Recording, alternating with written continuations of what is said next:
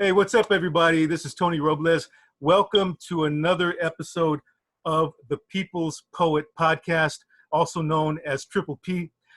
Today we have a very, very special guest, but before we get to that, please hit the subscribe button on my channel so that I can send you alerts and that we can continue the People's Poet Podcast for months and hopefully for years to come.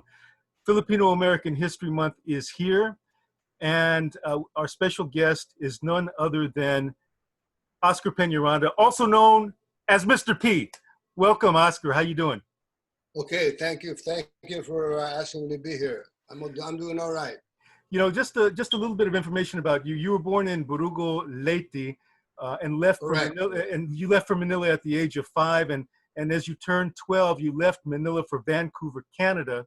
And at 17, you moved to San Francisco, where you more or less have stayed for the last 55 or so years. That's right. Yeah. Tell us just a little bit about that, and you know what that may have been like. Yeah, well, I mentioned that the first two, even though it's not internationally known, Barugo, and then because I wanted to emphasize the two language and culture that I was immersed in as a child. It makes a big difference later on when I grew up, to me at least, looking back at it. And I know also then when I moved to the US and Canada, it yet added another culture. But I knew how to deal with multiculturality because of the Manila Barugo thing. So that's why I mentioned that thing. And it's hard for people in the US to empathize with that because U.S. is monolingual. It's a one-language country, and it's kind of hard to understand a person who has 3 or 4 cultures in him. So if you have the different languages, you know, you could be representing, you know, that could represent a number of different cultures through language, right? Yeah.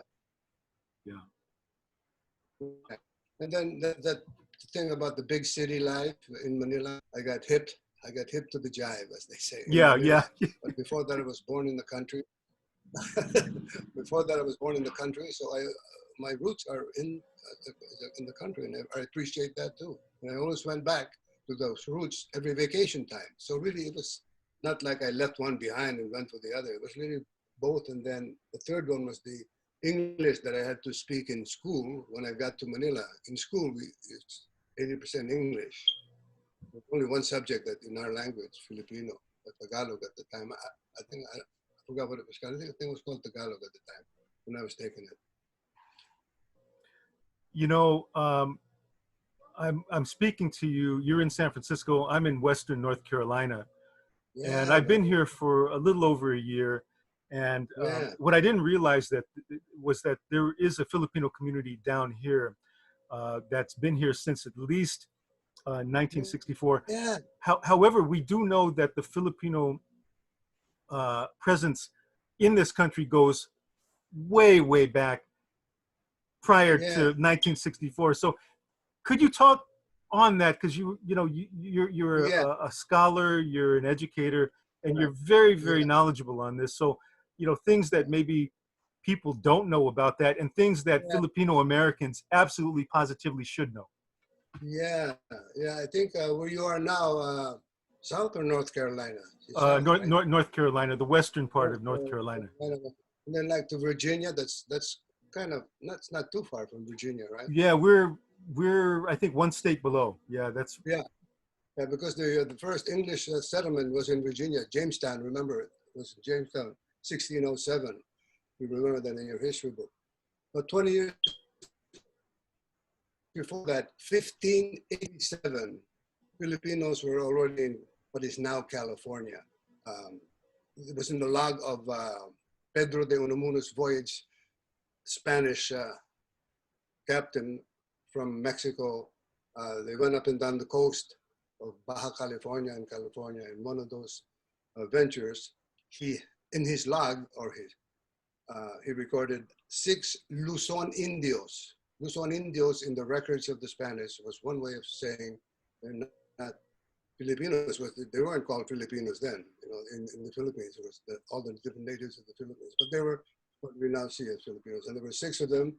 And they sent them out to scout usually, and that was the first recorded landing that Filipinos were in what state. It's near Morro Bay. There's a little plaque in Morro Bay near San Luis Obispo, California.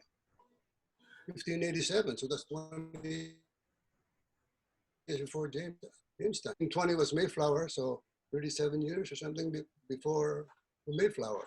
So you said 1587 was when the first Filipinos came to the U.S. The earliest recorded, yeah. So that predated the Mayflower by a number of years. I think you said it was Mayflower in Jamestown was 16 what? Jamestown was 1607, so that's 20 years before. I mean, 20 years after.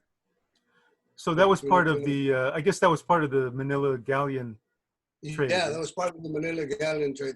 When the Spanish owned half the world, they owned, on one hand, they owned the Philippines, on the other hand, the Pacific, they owned Mexico.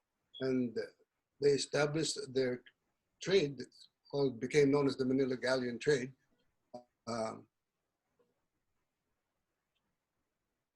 For 250 years, man, they did. And every time from the recorded, from the Filipino-American National Historical Society, you can get a lot of this info too. By the way, I think there's one near you, Hampton Roads, Virginia. That's probably Virginia Beach. Virginia Beach. Yeah, it's not. Yeah, that's not that far from where I'm at, actually. Yeah, and I think there might be a chapter down in Georgia too. I think there might be a chapter in Georgia. Yeah. Yeah.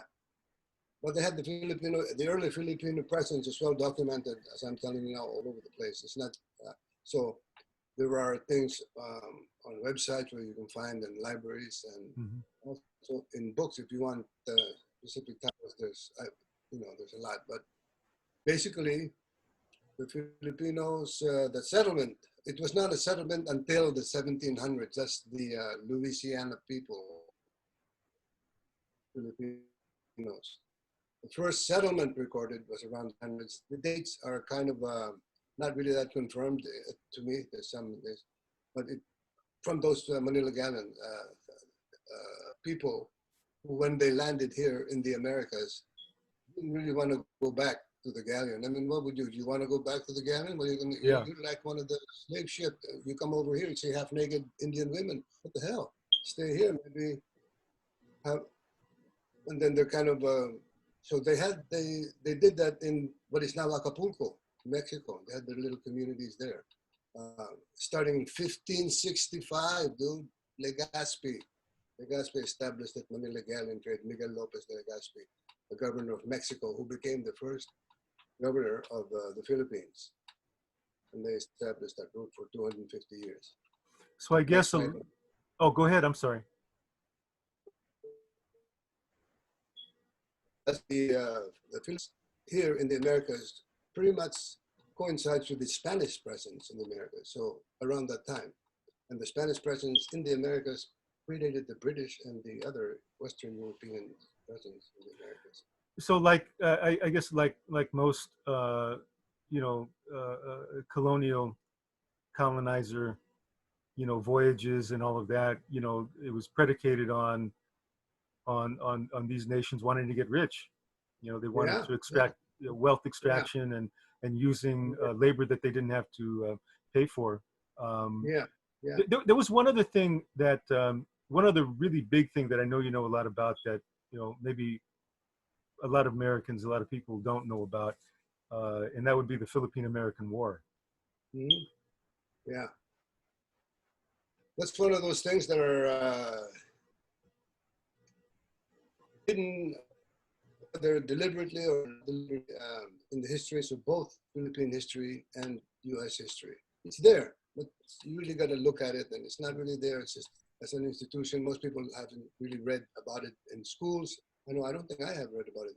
I had to find it out on my own, and not too many people that I know read about it in school. And if they have, maybe one or two sentences of how did the Americans get to the Philippines in the first place? You ask somebody that, they really don't have any idea. And they most likely have never heard of it. I mean, like you said, it's not something that was, it wasn't Yeah, something that was yeah, told in the history books. I never heard, not really, not one time throughout high school or in college, did I hear anything about that, about the Filipino-American War. yeah, Um, yeah. Because yeah, that would it would sort of emphasize an admission on their part of grave injustice that they did, or an omission of our own constitution, in which we became we believed in the governed being people governing with the consent of the governed. We threw that aside. That's in our constitution. So we threw that aside just so we can take the Filipinos, because the Filipinos already fought for independence and had Spain almost, had Spain driven out of the country almost. And they had a pact with the Filipinos to help drive Spain, and then betrayed the Filipinos because they all uh, from the beginning wanted to possess the Philippines. Talk a little bit about your family history in that. I think you have a grandfather or a great grandfather that was Yeah, part of the Katipunan. I mean, that actually that fought in that, right? yeah, yeah. Uh, the provinces at the time, my grandfather, my father's father, which is just talking about the hidden part. My father never told me about his father. This is my grandfather who fought in that war, man. And my dad never told me about it, because my dad at the time was already educated by the U.S. Americans.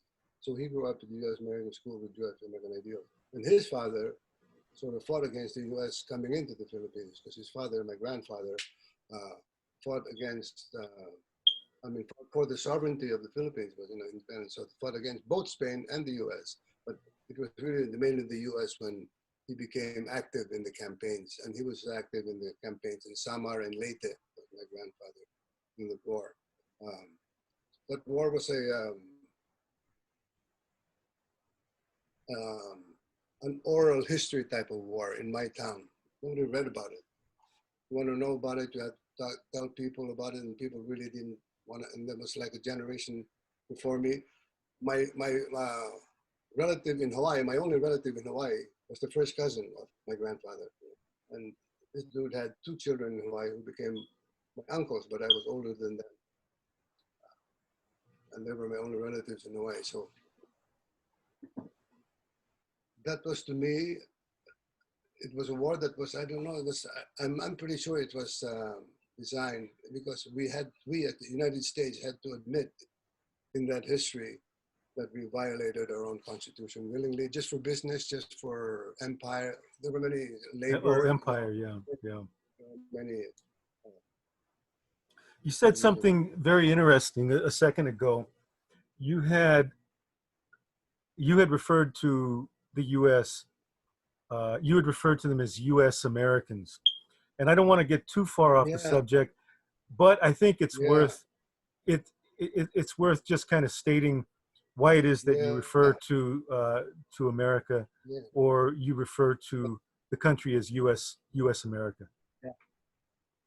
Well, many reasons, like I said, but yeah, I don't really want to get into it. But basically, to me, America is many countries. It's like Africa, many countries. When people refer to Africa, there's many. I bet you, if you ask the average person how many countries are there in America, they would have no idea. Because they think it's only one, the U.S. How can we be just one country when the whole goddamn hemisphere is America? Half the world is America, isn't it? But we just got used to it. I mean, historically, I traced it to how I think it happened, but we should at least think about that, because there are other countries in the Americas. How do you feel? How must it feel? I mean, if only the word America belongs to the U.S. If we want to call our country and our people, we can call our U.S. All we got to do is add U.S., which is what we are, because Nicaragua is in America. Where is it? It ain't in Asia, then in Europe. Yeah. Yeah. Mexico, where is it? It's got to. They're all in America. And like the thing of the world, no lists in the international list ever has a country called America. It's the United States of America. Yeah, World Cup. how many countries would represent World Cup? If you have That's America right. there, there was Brazil or this, because they're all from America. Okay? So I think we should be more conscious of the fact that how the U.S.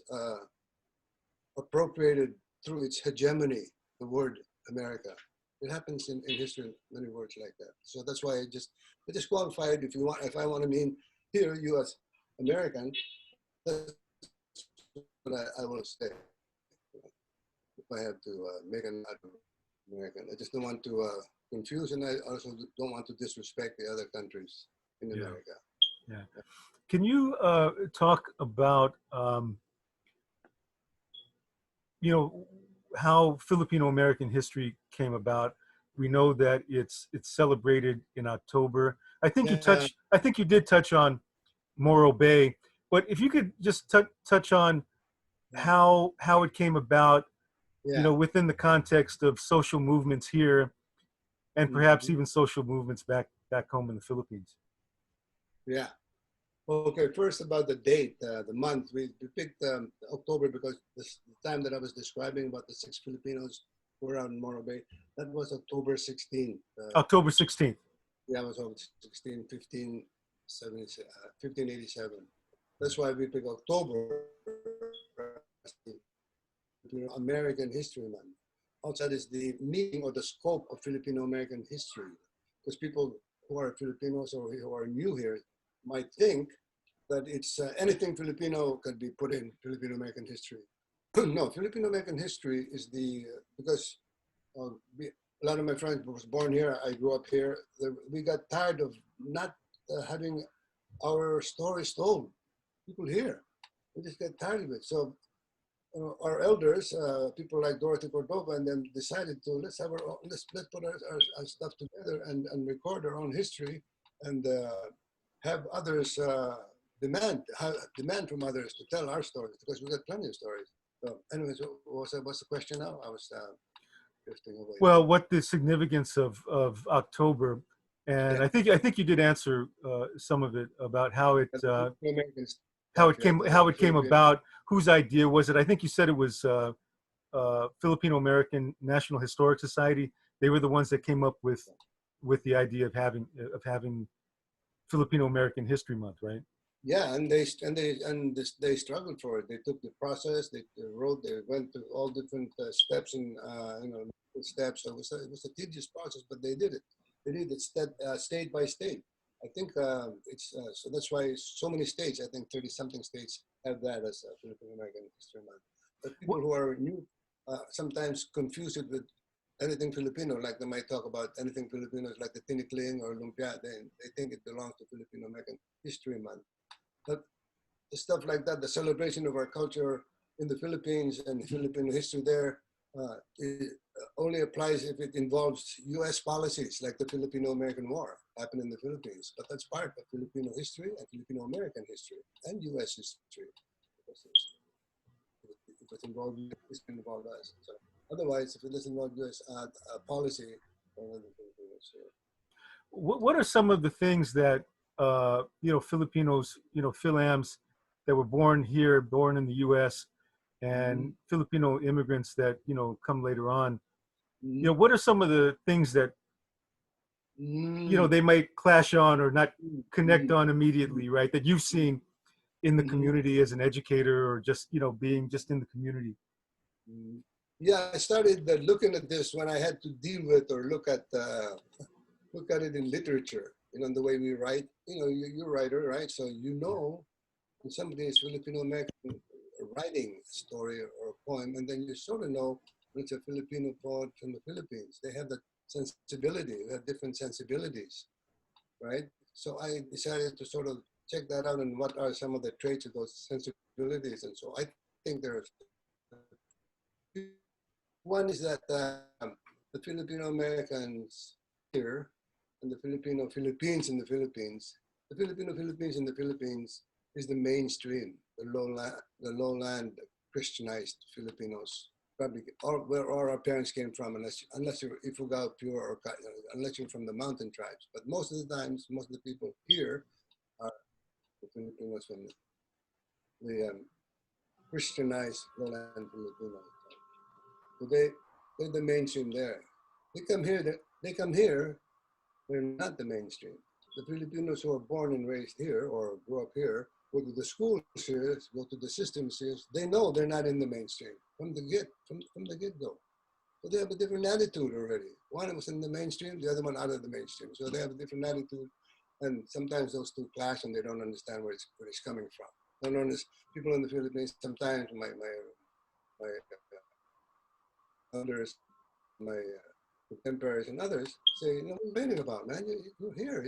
The hell, you got this, you got that." So, and then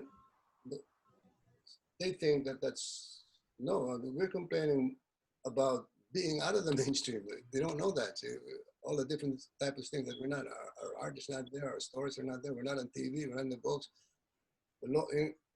The Filipinos from the Philippines, they don't have that growing up. So that's the one difference.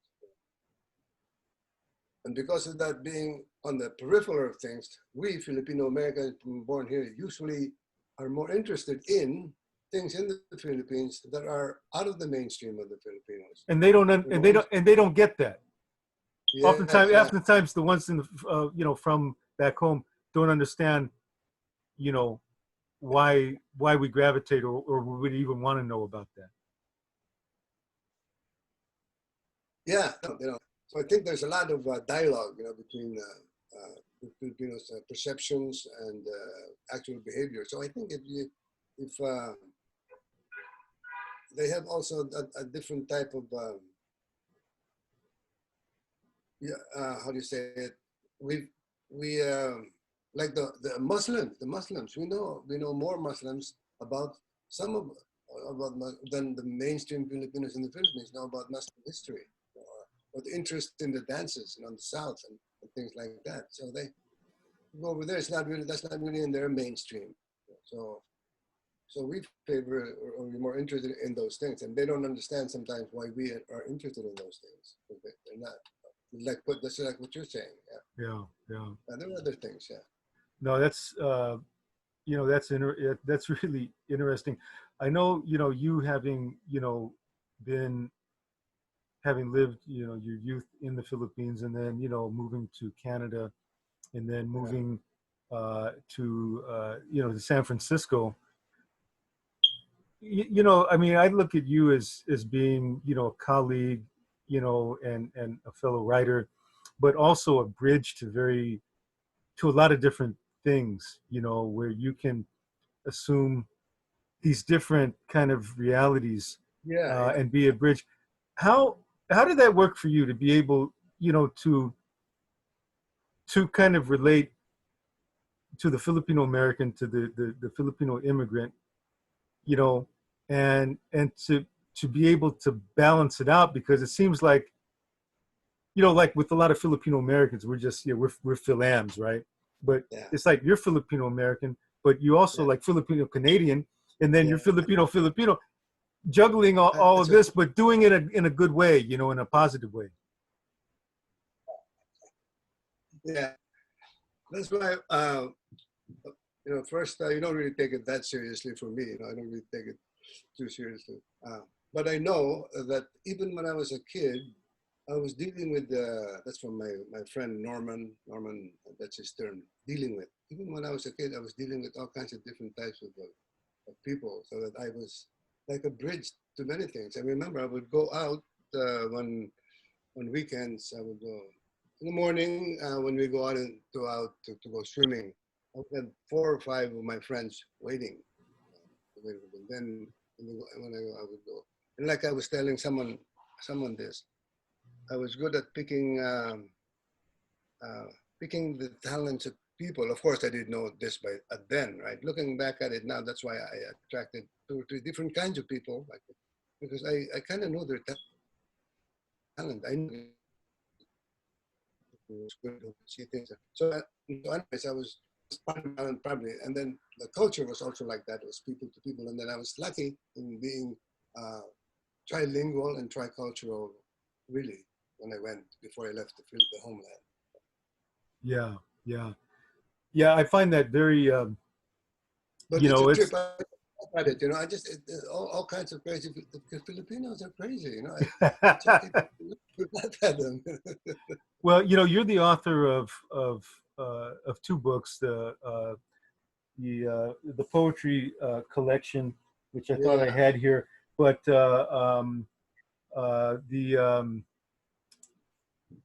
joke. I can't believe I forgot the name. Wait It's a minute. You're starting. You're getting me to forget it now. Full deck. full deck. Oh, full deck jokers playing Right. a book of poetry, Joker's play.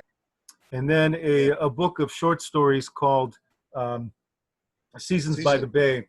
Yeah. Uh, you know, uh, I remember, being exposed to a book that came out of San Francisco State called Lewanag, Yeah. and a story that you wrote that was in that book Mm-hmm. called The Price. Yes. And it was about, land. There was a brother and a younger brother and an older brother. Older brother didn't want to sell the land. The younger Yeah. brother was a businessman type. But I Yeah. think the message was really deep, and it really resonates as as to what our values are, what price we are Mm-hmm. willing to pay. there's Mm-hmm. there's a cost, and then Yeah. there's a price, Yes. and, Yeah. and there's a different value placed on that. So can you maybe just talk briefly, because we only have about 10 more minutes, because I have the free Zoom package. uh, Fire.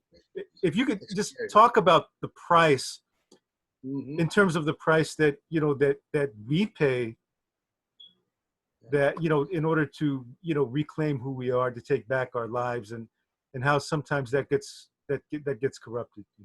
Yeah. I think when you talk about the price, you have to know right away that there is a price that you have to pay. You cannot get away clean, because most people try to do this so that they can get away. There's a price that you'll have to pay.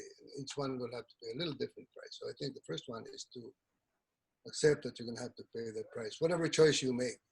It's nice if you have nice, clear-cut choices, but if your choices are not that clear, you have pros and cons on both sides, you're going to have to realize sooner or later you're going to have to choose one, and that's the consequences that you'll have to deal with. So the other one is the standard of the quality of something. When you have the principle. So in material things, it would be the land, it would be it would be buildings, but in words, it would be things like your principle. Your the meaning has been upgraded by the host. Okay, yeah. Let me hit that. Okay, what was I saying? Your principles, and Yeah, when it comes to like principles and things, you will have to. Um, uh, I forgot what was I going to say. Shit, what the heck? well, you said you don't want to I guess Yeah, the compromise. Yeah, the compromise. Yeah. compromise. Yeah, things sometimes are not just things. It becomes value that are other things, and that's principles become land and stuff like that. And sooner or later, you're going to have to take a stand, knowing that you're going to pay the price to do that. What you think is going to have to do, Yeah. because that boy was a brave boy to me. So, Well, great piece of story. it's a beautiful story, and it really resonates. It's timeless because it confronts the Yeah, choices. And we only have a couple more minutes. I'm going to try to yeah. pronounce this Filipino word, phrase, and I hope I don't butcher it.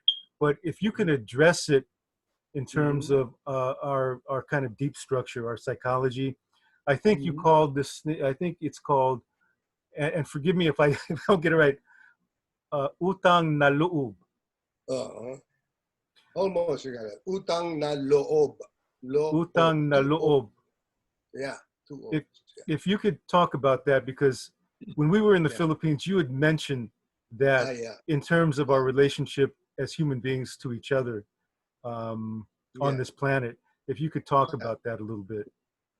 Yeah. That utang na loob is one of our values that most people misconstrue and misunderstand, because our authority, not just the colonizer, but our parents and the police, because our government, because the authorities in our society have uh, shrunk the meaning of it the way we have shrunk the meaning of Christmas. You know, we think it's buying the people presents, and no, it's different. So the meaning of utang na loob popularized now is really a misuse and misconstrued. The way it's popularized now is that it is a debt. Literally, utang means debt, loob means inside. So inside you feel there's a debt. So people construe that meaning as that once you do something, a good or a good turn or a favor to somebody, then that somebody that you did a favor to will owe you something the next time you ask for something, right? And they call that they attribute the utang loob to these authority figures. The authority figure for 330 years with the Spanish. They love to, and I'll tell you why the authority figures like that small interpretation of utang na loob.